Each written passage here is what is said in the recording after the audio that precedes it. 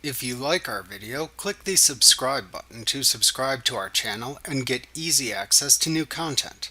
To see our full suite of ad-free video courses and training materials, visit us at teachucomp.com.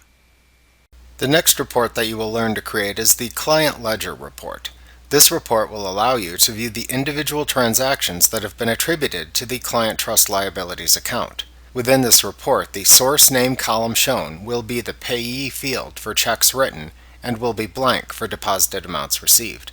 If you need to change the name of this column to payee for reporting purposes, you can easily export the report to Microsoft Excel, where you can then rename the column and print the report. To create this report in QuickBooks, start by creating a custom transaction detail report. You can do this by selecting Reports, Custom Reports, Transaction Detail from the menu bar. In the Modify Report window that appears, click the Display tab to add columns to the report. You will need to add the source name, debit, and credit columns by ensuring that those fields are checked within the columns area. You can uncheck the name, account, class, clear, split, and amount fields. In the area to the right of the columns, select Customer from the Total By drop-down menu to show the transaction details totaled by customer.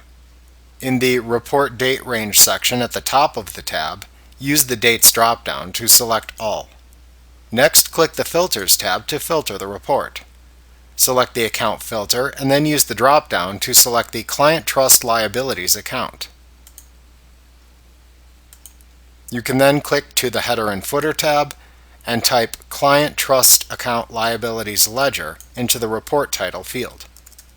When you are finished, you can then click the OK button to save your changes and preview the report. You can then memorize the report to save it as a custom report for future use.